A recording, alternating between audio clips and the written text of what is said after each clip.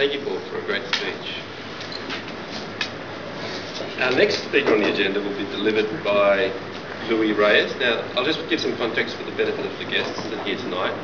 Louis is actually going to present his international speech contest speech that he won at the local club contest. So every year, Toastmasters as an organisation hosts an international speech contest, and basically what will happen is each of the clubs will organise a club competition and we'll vote who the best speaker for our club contest was, and Louis will actually won our club contest and will be representing us at the next level. So if he wins at the next level, he's got the opportunity to go all the way up to the US. So Louis is going to give us his speech for tonight, and it's also going to be a round robin evaluation. So what I'd ask is if you could pay special attention to Louis' speech and we'll go around the room and actually ask for 1 point for improvement or a bit of feedback for Louis to take away to be able to help him prepare for his contest speech. The title of his speech is Are You a Toastmaster? It's a 5 to 7 minute speech. Please welcome Louis Reyes. Are you a Toastmaster? Louis Reyes.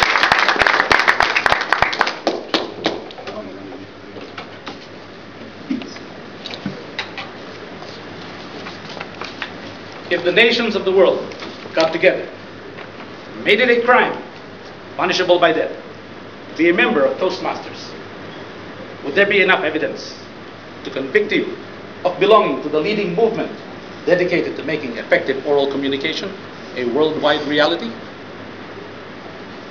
Would there be material evidence to prove that you are learning the arts of speaking, listening, and thinking, which foster vital skills of self-actualization, enhance leadership potential, foster human understanding, contribute to the betterment of mankind?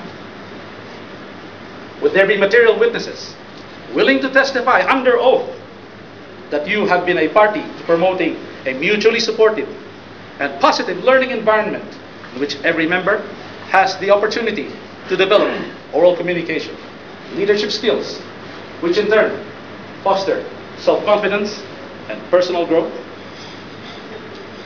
Mr. Toastmaster, ladies and gentlemen, when I joined Toastmasters last May, I began to speak about the experience with my friends and acquaintances.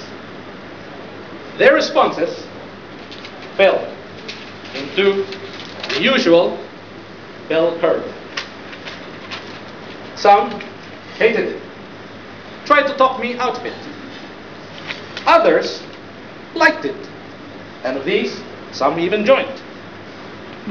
The vast majority were polite. They gave me answers like, "That's nice. I didn't know they're still around." Ladies and gentlemen, I cannot speak for any of you. You have your own minds.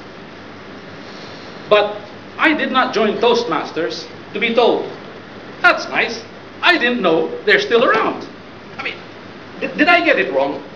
Are we not an organization dedicated to making effective oral communication a worldwide reality? Because if that is the case, then "that's nice," etc. is unacceptable.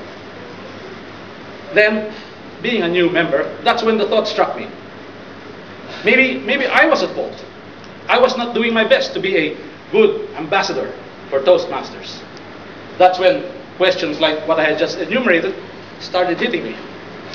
You see, it is easy to be a Toastmaster in a meeting, such as this one.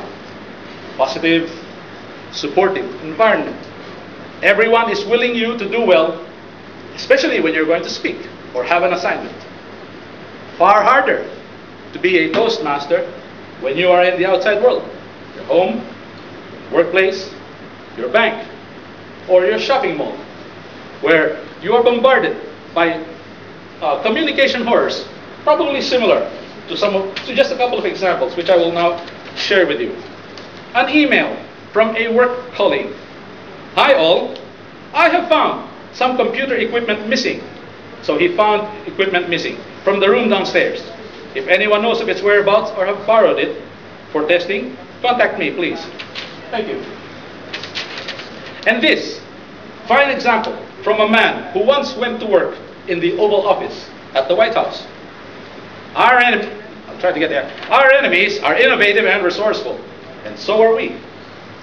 They never stop thinking about new ways to harm our country and our people, and neither do we.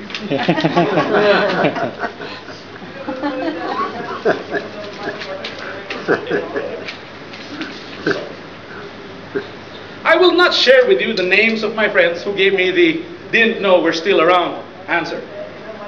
But let me assure you that I will get back to them and tell them that not only are we still around, but we are still, and they should get down on their hands and knees and give thanks that we are still around, championing the cause of effective oral communication. Because in my sight, I see champions of effective oral communication, from the founders of this club, the very experienced speakers, down to the newest members and guests. You are here because you would like to become effective oral communication, unless you have been misguided as to what this club is doing.